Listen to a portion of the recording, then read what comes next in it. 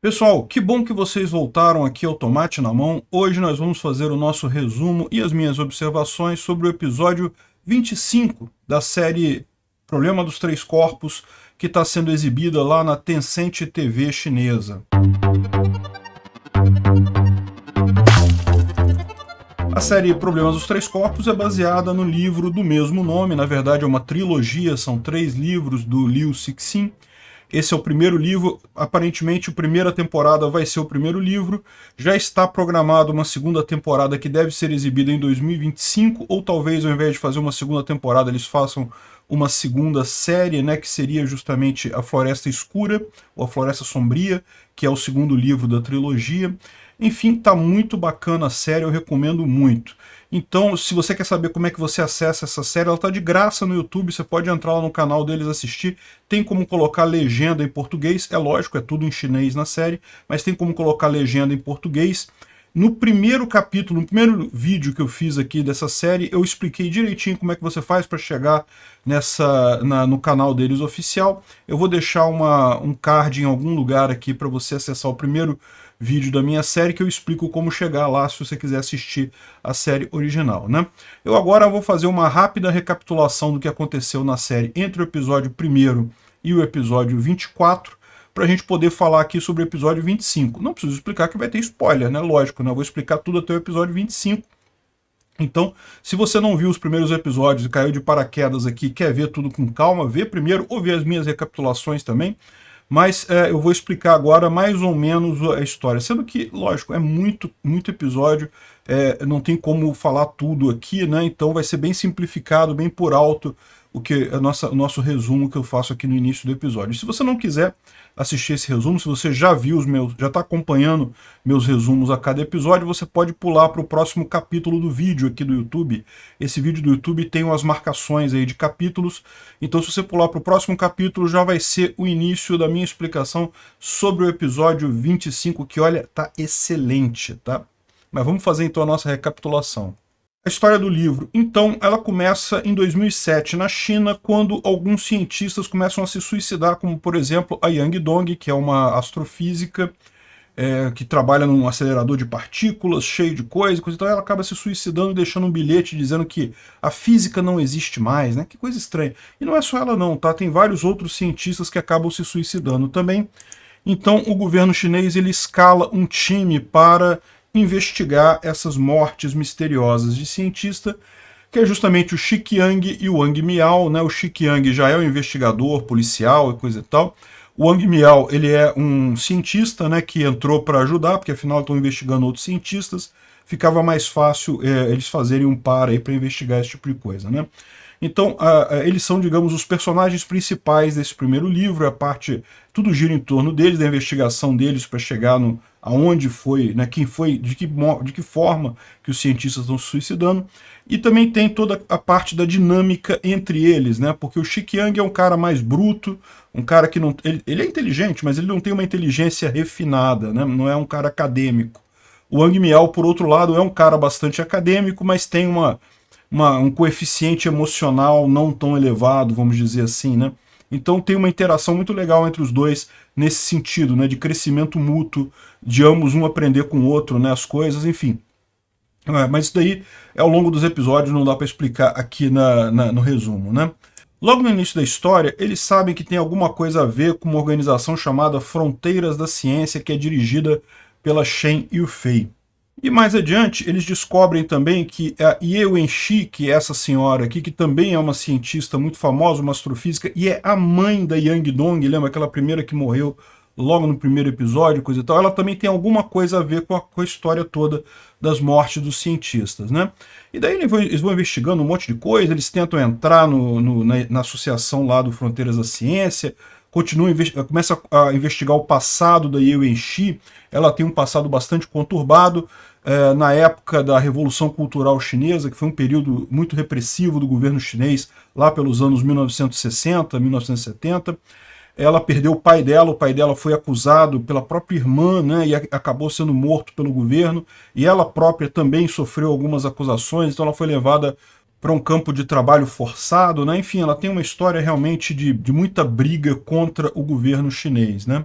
E aí, mais adiante um pouco, eles descobrem que tem uma história dos Trissolarianos, que são os aliens que estão num planeta próximo aqui da estrela do nosso Sol, né, 4 anos-luz aqui do nosso Sol, e eles têm um problema. Por quê? Porque o planeta deles orbita 3 estrelas. E você tem aí o problema dos 3 corpos, que é o título do livro, né? Porque justamente o problema dos 3 corpos indica que, com as leis de Newton e mesmo com a relatividade do Einstein, quando você tem, por exemplo, 2 corpos de massa mais ou menos equivalente, um girando em torno do outro, você consegue calcular facilmente a trajetória deles. Ou se você tem um corpo muito mais massivo que os outros, você também consegue calcular a trajetória fácil. É o caso do sistema solar, né? Tem o Sol, que é muito maior do que os planetas e coisa e tal, você consegue calcular tranquilo. Mas quando você tem 3 corpos de massa mais ou menos equivalente, esse sistema fica caótico. Você não consegue estimar para onde é que vai cada estrela. E com isso, os trissolários têm um problema. Por quê? Porque a civilização deles está num sistema de 3 estrelas, e eles sabem que esse sistema é instável e eles vão acabar morrendo. Então eles precisam sair desse sistema deles e ir para uma outra estrela qualquer, para um outro planeta qualquer que tenha uma estrela estável, né? Então a gente sabe que essa história também tem a ver com Fronteiras da Ciência. E mais adiante a gente descobre que a Shen Yufei do Fronteiras da Ciência e a Ye Wenxi são ligadas. Na verdade, a Ye Wenxi, ela é a comandante de um negócio chamado ETO, que é Earth Trisolaran Organization, ou Organização Terra Trisolares, que justamente é um grupo de humanos que está preparando para a chegada dos Trissolarianos no nosso planeta. Então, existe toda uma briga dentro dessa organização, tem umas facções lá dos adventistas, redencionistas, sobrevivencialistas, tem um monte de coisa dentro dessa organização, mas a Ye Wenxi é a grande comandante da coisa toda, né? Então, no episódio 23 para cá, a gente tem uma grande reunião da ETO, né, da Earth Trisolaran Organization, tá, o pessoal todo que faz parte lá, e a Ye Wenxi, que é a grande comandante, contando as coisas lá. Teve uma grande briga entre as facções e coisa e tal, mas agora tudo já fica menos importante nesse momento. O ponto justamente é que ela está explicando como é que começou a organização. E lembra, ela estava num campo de trabalho forçado lá na China e coisa e tal, e de repente, em determinado momento, ela foi levada para trabalhar numa antena, numa grande antena de rádio, né? Que originalmente se achava que era uma arma do governo chinês para tentar derrubar satélite americano e coisa e tal, mas na verdade era um negócio tipo SET, né? Search for Extraterrestrial Intelligence, ou seja, busca por inteligência extraterrestre. Naquela época, anos 60, anos 70, todas as grandes potências estavam fazendo esse tipo de coisa. Era a época da Guerra Fria, então os Estados Unidos queria encontrar os aliens primeiro, a Rússia também estava tentando e a China também estava tentando. Por quê? A visão é que quem conseguisse falar com alien primeiro teria vantagem, né? Só que ninguém conseguiu falar com alien nenhum. Então esses sistemas acabaram todos sendo desligados desde então, né? Ou então sendo usados para coisas mais mundanas, assim, nada mais significativo com isso, né? Só que aí a gente fica sabendo que, na verdade, a Ye Wenxi, quando estava lá na antena, ela foi crescendo dentro da hierarquia lá da organização, lá o radiotelescópio da Costa Vermelha, que era o nome da antena que ela trabalhava lá. Então ela começou a trabalhar em postos mais altos, começou a estudar a questão da antena e coisa e tal. E em determinado momento ela descobriu que ela conseguia usar o Sol para amplificar os sinais, né? Isso foi no último episódio que a gente fez, no episódio 24. Ela descobriu que conseguia usar o Sol para amplificar o sinal. Se ela mandasse... O problema que eles tinham era esse, aliás, o problema de todos os sets no planeta Terra era esse, é que o sinal é muito fraco. Você mandar o sinal a partir da Terra é um sinal muito fraco. Então não tem como os extraterrestres ouvirem esse sinal, porque ele se perde muito rapidamente.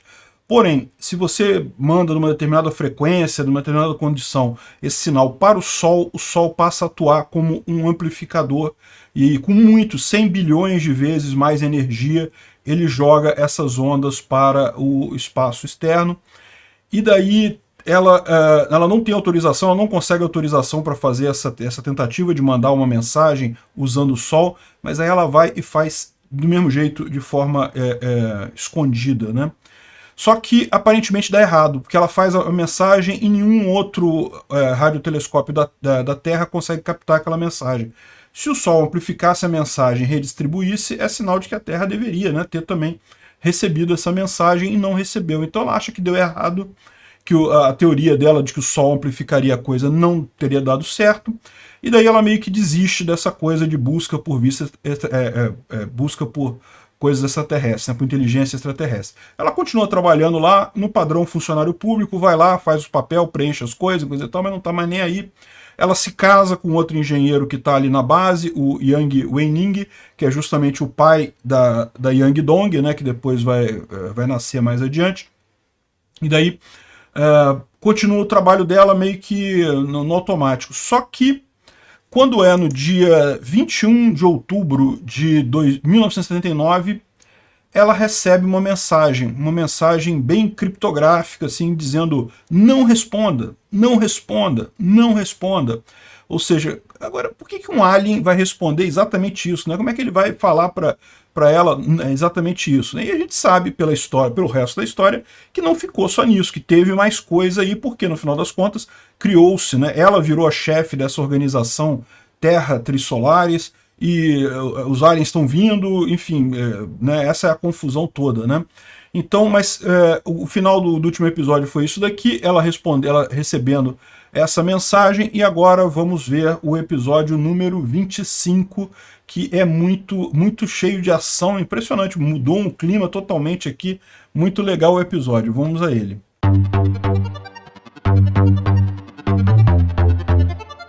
Bom, o episódio 24 terminou com ela recebendo a mensagem não responda, não responda, não responda. O episódio 25 continua contando exatamente no mesmo ponto, com ela recebendo a mensagem ali, só que aí a gente fica sabendo que a mensagem é um pouco mais longa, né?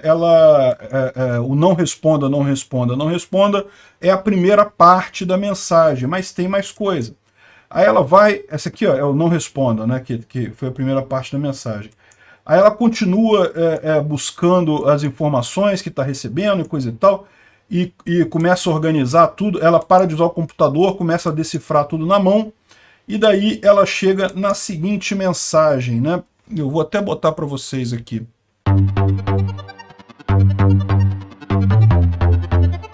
Essa aqui foi a mensagem completa que ela recebeu. Olha só, não responda, não responda, não responda.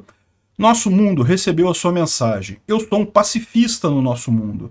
Na verdade, mais adiante a gente vai ver que ele é tratado como um traidor no mundo dele, porque, lembra, o mundo dos Trissolarianos está morrendo. Os caras têm que sair de lá, eles têm que achar uma estrela para ir. E esse cara respondeu dessa forma a mensagem: eu sou um pacifista no nosso mundo. Essa é a sorte da sua civilização, que fui eu o primeiro a receber a sua mensagem. Estou avisando vocês. Não responda, não responda, não responda. Existem dezenas de milhões de estrelas na sua direção. Desde que você não responda, o nosso mundo não será capaz de saber a fonte da sua transmissão. Mas se você responder essa mensagem, o seu mundo será rapidamente localizado, o seu planeta será invadido e o seu mundo será conquistado. Então essa é a mensagem completa que ela recebeu logo no início aqui desse episódio 25, né? Lá no dia 21 de outubro de 79. E aí, ou seja, isso explica o porquê da mensagem não responda. O cara, ele estava querendo realmente, ele achou que o ser humano era muito bobinho de estar lançando aquela mensagem para o espaço, nenhum planeta deveria fazer isso, a gente vai ver na verdade que é muito pior do que isso mais adiante, mas na verdade digamos, a idiotice da raça humana de mandar uma mensagem para essa no espaço é muito pior no final da conta. Mas ele foi legal, ele falou: não, esse pessoal é tão bobinho, vamos deixar passar ele, a gente acha outro planeta mais esperto aí pra frente, pra gente conquistar e coisa e tal. A civilização trissolariana é muito mais avançada que aqui da Terra, então eles não teriam dificuldade nenhuma, né? E agora ela sabe, mas o que é a primeira coisa...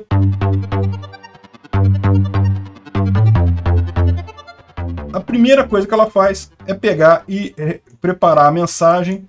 Ela prepara a mensagem para lançar e lança a resposta. A primeira coisa que ela faz, mas ela nem pisca. No momento que ela receber a resposta, não responde. Se você responder, você vai estar condenando o seu mundo, que a gente vai chegar aí, vai destruir a raça humana, vai acabar com o seu planeta e coisa e tal. Não responde essa mensagem. O que ela vai lá? Ela vai lá e faz isso. Por que ela faz isso? Ela faz isso porque, como eu expliquei para vocês, ela é muito descontente com a raça humana por dois motivos separados. O primeiro motivo é justamente pela perseguição do governo chinês. O governo chinês perseguiu o pai dela, perseguiu ela, ela foi torturada, ela passou por muitas coisas. A série toda ela se dá, na verdade, em dois tempos diferentes, né? Você tem o tempo atual, que é 2007 na série, e você tem um passado que é visto em flashback, que é lá os anos 1960, coisa e tal, quando ela sofre toda essa tortura, essa coisa toda, né? E além disso, ela começa a entrar para o lado do ambientalismo. Então ela vê o ser humano destruindo o planeta e coisa e tal, então ela encara o ser humano como uma coisa ruim, né? Então aí eu enchi a primeira coisa, mas nem pensa. Na mesma hora que ela recebeu a mensagem para não transmitir, ela transmite a mensagem, né? E se você lembra lá do primeiro episódio da série, a mensagem que ela manda é uma mensagem convidando os caras. Porque lá no primeiro episódio, eles têm uma... Logo no iniciozinho, você vê, na verdade, ela recebendo a mensagem e depois ela transmitindo a mensagem. É que naquele momento a gente não sabia de nada, né? Ficou uma cena meio solta. É esse truque que eles fazem, né, de você botar uma cena meio solta, assim, sem entender isso. Ó, isso aqui é lá no primeiro episódio, no finalzinho do primeiro episódio, 39 minutos do primeiro episódio, dá esse flashback dela mandando a seguinte mensagem para eles. Venha aqui, eu vou te ajudar a pegar o nosso mundo. Minha civilização é incapaz de resolver seus próprios problemas, precisamos de sua força para intervir. É o que eu falo para vocês, ambientalista é tudo pancado da cabeça. Esse pessoal ambientalista não pode confiar nessas pessoas. Gente que não gosta da raça humana, que prefere cachorrinho do que ser humano, esse pessoal não bate bem. Tomem cuidado com esse tipo de gente, né? Enfim, é justamente isso, ela é a traidora nossa, e aí é curioso isso, né, porque, como eu falei no spoiler do vídeo de ontem, tem um traidor lá do lado deles, porque o primeiro cara que respondeu a mensagem falou que não responda a mensagem, coisa e tal, traindo o próprio povo, e do nosso lado tem a traidora nossa, que é a Yeo Enchi, que respondeu mesmo assim, vem pra cá, eu ajudo você a destruir a raça humana. Olha que coisa de ambientalista mesmo.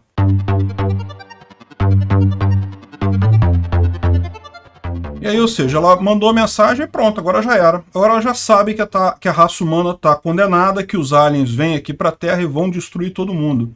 Mas ainda tem mais coisa por aí que a gente vai ver, tem um monte de reviravolta nessa história toda ainda aqui, tá? Aí depois corta para uma cena com ela e o Yang Weining, em que ela descobre que está grávida. Então, ela está grávida da Yang Dong, né? Então, esse momento aqui que ela descobre com o marido dela lá, ela falando com o marido dela, e coisa e tal, o Yang Weining, e ele falando para ela, não, você tinha que ter me falado que você estava grávida, e coisa e tal, enfim. Aí ela percebeu, agora que ela destruiu o mundo, agora que ela sabe que o futuro não existe mais, agora ela descobre que está grávida, né? A gente vai ver que depois, no final da vida dela, ela tem uma espécie de arrependimento do que ela fez. Mas aí, meu amigo, é aquele negócio, né? Arrependimento ineficaz, não tem mais o que fazer. Já condenou todo mundo, mas por sorte a gente vai ver que, você pode imaginar, né? É uma trilogia, são 3 livros, ou seja, você pode imaginar que não vai acabar com a raça humana, a gente vai conseguir um jeito de sair fugir desse destino de destruição total por uma outra raça alienígena, mas enfim, nesse momento aqui ela acha que acabou, né? Ela acha que já era, que ela assinou o fim da raça humana, né?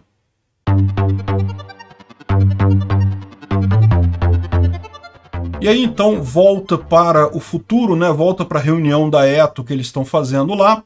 E aí ela fala com o Wang Miao, né? Lembra, o Wang Miao é um dos investigadores, ele está investigando a parada, e ele entrou para a organização, né, para investigar a organização, e ela fala para ele por que os aliens queriam acabar com a pesquisa dele, justamente porque ele trabalha com nanomateriais, e daí ela fala com ele isso, que, por exemplo, esse é o exemplo, por isso que ela faz, que os aliens fazem esse tipo de coisa, justamente para evitar o desenvolvimento humano, para a gente não estar avançado o suficiente quando eles chegarem. Por quê? Porque as naves deles, embora andem a 10% da velocidade da luz, vão levar 400 anos para chegar aqui no planeta Terra. Então eles não querem que a raça humana desenvolva muito para eles não terem trabalho. Se a raça humana continuar fraquinha, vai ser rapidinho deles chegarem aqui e tomarem o planeta Terra. Se a raça humana continuar se desenvolvendo por mais 400 anos, no ritmo exponencial da nossa tecnologia, pode ser que quando eles chegassem aqui já teria uma defesa muito maior, né? Então, o que eles fizeram? O que os Trissolarianos combinaram com a Eto? Eles fizeram essa organização com ela, e ela fica encarregada de impedir os avanços científicos humanos. Então, eles estão sabotando um monte de pesquisa, um monte de coisa, e justamente uma parte disso eram os cientistas se suicidando, né? Os cientistas se suicidavam justamente para evitar esse tipo de coisa, né? Aí ela explica que o nanomaterial poderia criar um elevador, né? Um elevador espacial, que é uma possibilidade, tá? É algo que está muito, muito distante ainda, né? Em termos de capacidade humana, mas em tese, nanotubos de carbono, de grafeno, sei lá o que, você pode conseguir fazer um material tão forte que você consiga colocar em órbita uma grande massa e uma espécie de uma corda muito forte ligando ao planeta Terra. E qual que é a vantagem disso? A vantagem é que você não precisa mais de foguete agora. Você pode ter uma cápsula que anda como um elevador para fora do planeta, e daí é muito mais fácil lançar foguetes lá de fora, porque não tem mais a gravidade da Terra para escapar, né? Hoje um foguete gasta aquela energia toda justamente para você escapar da gravidade da Terra, não precisa mais, você vai ali e já sai no espaço ali em frente, né? Imagina-se que toda civilização espacial em algum momento precise de um elevador desse. E mais do que isso, isso permitiria não apenas que os humanos se expandissem para outros planetas, mas também que preparassem defesas mais elaboradas do planeta Terra, né? Então ela fala que justamente por isso também poderia criar uma película de proteção do planeta e coisa e tal. Então justamente por isso que não pode deixar, que a Eto não pode deixar ele terminar a experiência dele, porque isso poderia causar alguma coisa. Ele fala que é besteira.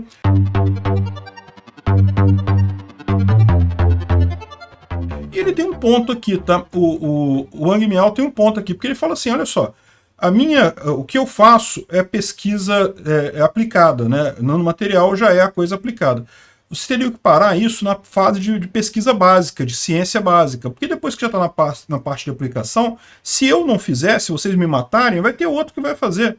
Né? E na verdade tem uma teoria que diz isso, né? Essa ideia de que o Graham Bell inventou o telefone, ou os irmãos Wright inventaram o avião, né?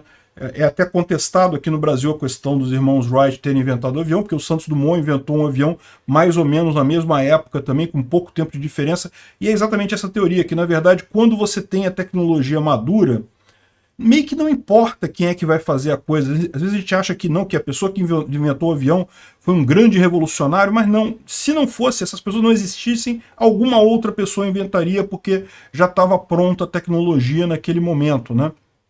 Então, o que ele falou é isso, e faz algum sentido esse tipo de coisa, tanto que você pode reparar que as invenções mais modernas, você começa a ter uma dificuldade de saber exatamente quem é que inventou a coisa, quem é que inventou o carro, tem um monte de gente aí que participou da invenção do carro, quem é que inventou a internet, também teve um monte de gente que participou nessa história, você começa a ter uma coisa que não é mais um breakthrough de genialidade, é na verdade a mera aplicação da ciência disponível naquele momento, né?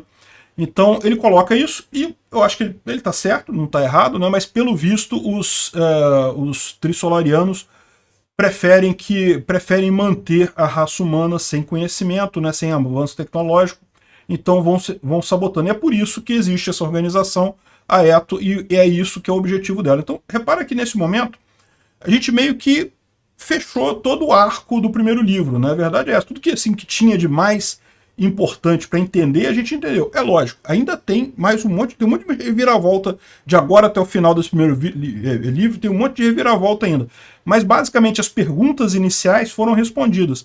Por que os cientistas estavam se suicidando? Porque os extraterrestres incumbiram a Eto de fazer isso, de alguma forma de interferir nos cientistas e fazerem eles se suicidarem, né? Por que estavam visando o Wang Miao? Estavam visando o Wang Miao por causa da tecnologia do elevador espacial e coisa e tal. Enfim, a gente já sabe agora, foi aí o Enchi que entrou em contato com os aliens, estabeleceu a Eto e criou essa organização de gente que não gosta da raça humana sendo humanos, ou seja, uma organização de traidores no final das contas, que justamente quer entregar o planeta para esses aliens, né?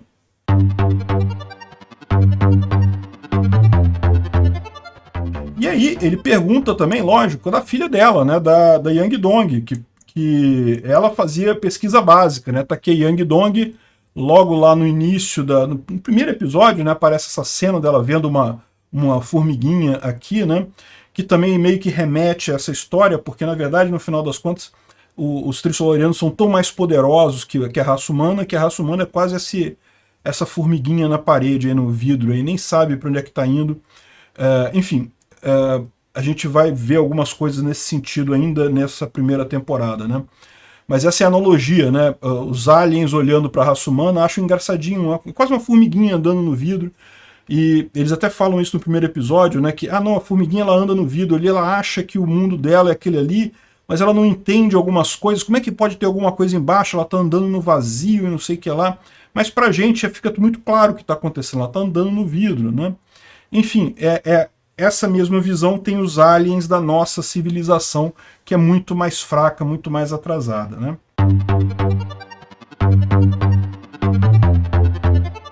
Aí vem então a parte da ação, né? Esse episódio teve muita ação, né?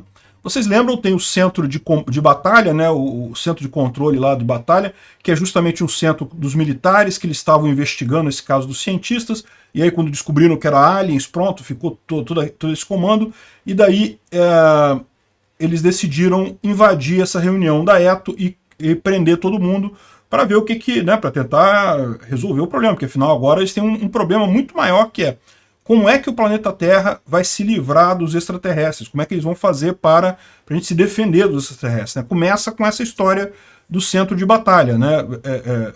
Eles têm agora que começar a planejar como é que vamos fazer então, né? Porque agora os aliens estão vindo, o que a gente vai fazer? Então eles vão lá, primeira coisa é anular a Eto, né? Acabar com essa brincadeira de não matar cientista, tirar cientista da coisa, tem que acabar com isso, e tentar saber o máximo possível sobre os trissolários para ver se o planeta Terra pode fazer alguma coisa para se livrar dessa história toda, né? Então tem um monte de cena de ação, eles entrando lá e invadindo e coisa e tal, com arma, e uma confusão danada, né? Uma briga danada. E basicamente o que eles pedem é, olha só, perdeu o Playboy, vamos todo mundo pro camburão, acabou isso aqui, todo mundo entrando lá pro camburão, que não sei o que lá, que não vai ter nada, né? Só que aí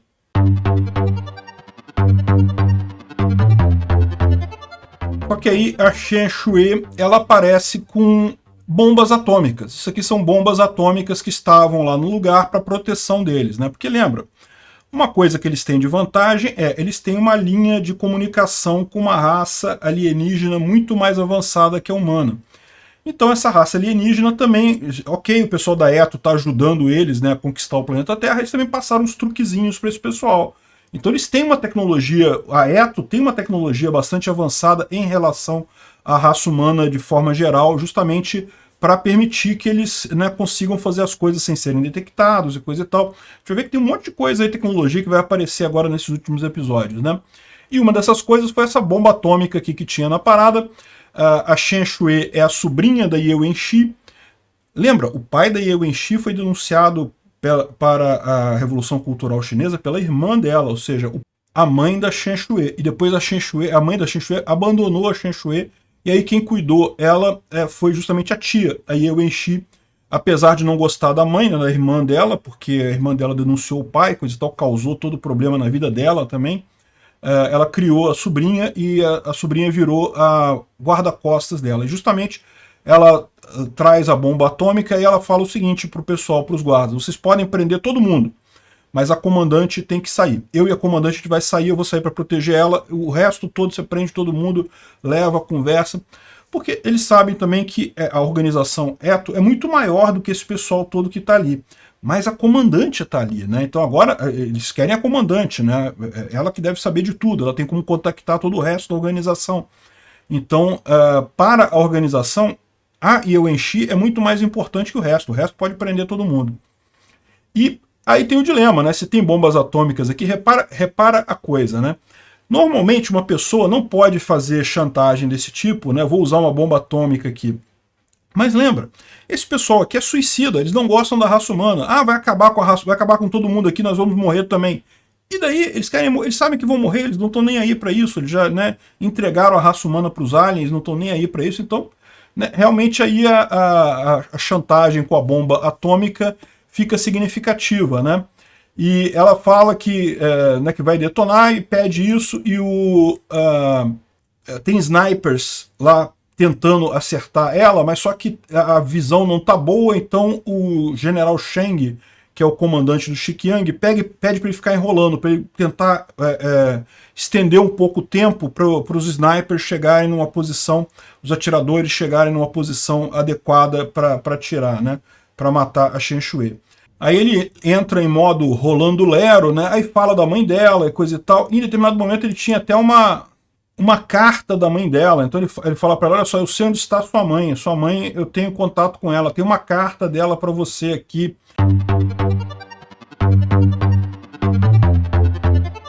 E aí a Chen Shui fica meio sem saber o que fazer e coisa e tal, e aí os snipers entram em operação, atiram na bomba, atiram, dá uma confusão danada, a bomba não explode, porque é aquele negócio, bomba atômica, você tem tipicamente uma camada explosiva por fora, e o material atômico por dentro. Na camada explosiva por fora, ela tem que explodir de certa forma para conseguir causar a reação do material lá dentro. Então, quando eles atiram, eles desabilitam essa parte externa. Eu não sei como é que eles sabiam disso, porque a verdade é que era uma bomba alienígena, né? Então, eu acho que eles foram meio que na sorte, né? Vamos atirar nesse troço para ver se funciona. E, bom, funcionou. A coisa explodiu, mas não explodiu atomicamente, digamos assim. A parte atômica não explodiu, só a camada de fora que acabou explodindo, né? E aí, nesse negócio todo, uma confusão danada, teve tiro, teve gente morrendo, e no final das contas, o Xiqiang ficou muito machucado, mas pior do que isso, o pior não é o machucado físico, parece que teve também liberação de material radioativo, então ele está contaminado com radiação.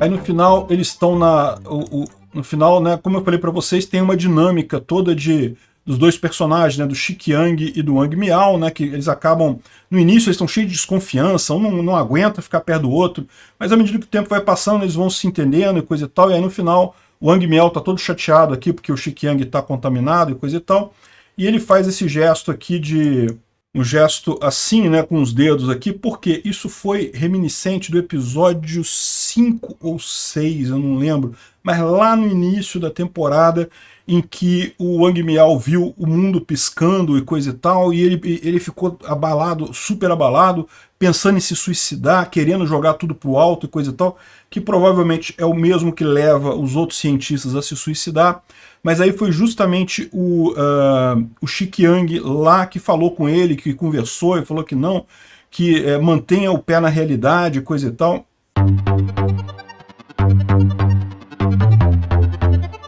Bem no iniciozinho do 6º episódio, que o Wang Miao tá todo destruído pelo que aconteceu no 5º episódio, que ele viu o mundo piscar, e aí o Wang Miao fica fazendo um símbolo para ele, não, que nós estamos juntos nessa, nós dois estamos juntos nessa coisa, né? Então, nesse momento que agora o Wang Miao na época estava muito mal, o Xiqiang deu suporte para ele, coisa e tal, agora que o Xiqiang está mal, ou seja, estamos juntos nessa, a gente vai ficar até o final nisso daí, né?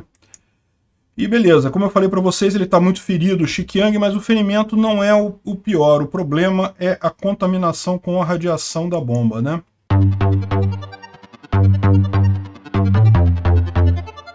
A gente corta lá para o centro de comando, em que eles vão fazer então a entrevista da Ye Wenxi para perguntar para ela, afinal, o que ela sabe, coisa e tal,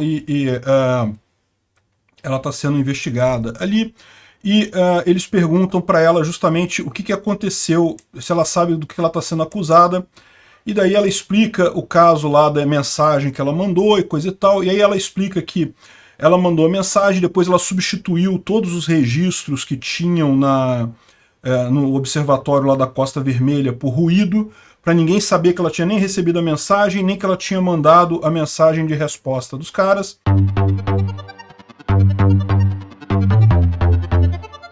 Mas o que ela não sabia é que o comissário Lei que era o chefe dela lá, ele na verdade tinha um sistema de controle, porque esse tempo todo ele não confiava nela. E de fato, né, mostrou que o cara tinha razão em julgar o caráter dela. Só que o sistema de controle dele pegou a mensagem que chegou, mas ele não sabia ainda que ela já tinha respondido. Então ele chama ela lá e fala, olha só, ainda bem que eu consegui te pegar a tempo, que eu descobri que você recebeu a mensagem, mas você não pode responder essa mensagem. Eu vou salvar o planeta Terra, proibindo você de ter acesso ao equipamento e coisa e tal. Só que ele não sabia, ela já tinha respondido neste momento, né?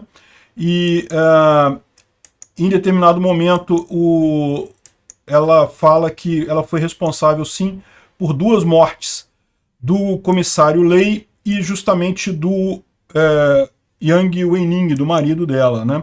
Não explicou ainda como que aconteceram essas mortes, mas explicou que, embora ela tenha tentado ocultar a mensagem dos extraterrestres, o pessoal ficou sabendo dessa mensagem e provavelmente por conta disso ela acabou matando os 2, né? Mas aqui a gente não sabe ainda como que ela fez isso, por que ela fez isso, provavelmente vai ser resolvido no próximo episódio. Vamos fazer então a nossa conclusão aqui.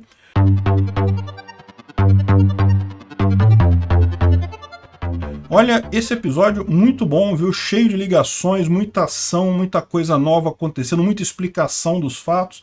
Então achei muito bacana. Realmente essa série, ela começou muito devagar lá nos primeiros episódios. Tem episódio lá no início, episódio 2 e 3, que basicamente 10 minutinhos você resolvia esses 2 episódios. Mas enfim, estenderam por 1 hora cada um deles. Muito lento no início, um ritmo, mas inclusive isso é uma coisa, tá? Porque no livro também é meio assim, tá? O livro começa meio devagar também, e só depois da metade do livro que a coisa engrena, mais ou menos como a série está fazendo. Aliás, essa é uma coisa, a série ela tá seguindo o livro como roteiro, né? É uma coisa que a gente imagina vai ser diferente na série da Netflix. A Netflix está fazendo uma série sobre esse mesmo livro, mas a gente imagina que na Netflix eles vão fazer coisas diferentes, até porque tem um monte de ator americano. Né, aqui nessa série estão usando o livro como roteiro, igualzinho que está no livro, é o que está o roteiro. Um ponto importante, né, tem algumas mudanças de ordem dos flashbacks. Tá? O livro, pelo menos na versão americana, ele começa com um flashback muito maior da época da Revolução Cultural Chinesa e coisa e tal. Na série só lá pelo meio, né? Tem aquele pequeno flashbackzinho da mensagem que ela recebeu e mandou, mas depois, só mais adiante que a gente vai sabendo da história dela, da Revolução Cultural e coisa e tal. Então isso está invertido no livro, mas não faz diferença não, tá? É só essa parte que está invertida. No livro em chinês, segundo o pessoal está dizendo, é nessa ordem mesmo que aparece no seriado, né? Então, muito bacana, eu tô gostando muito, tô ficando, cara, eu já tô começando assim a ficar preocupado do próximo episódio, querendo assistir antes, mas eu não quero, porque eu quero assistir e fazer o vídeo logo em seguida, né? Então eu fico me segurando para não ver os próximos episódios, porque tá muito bom realmente.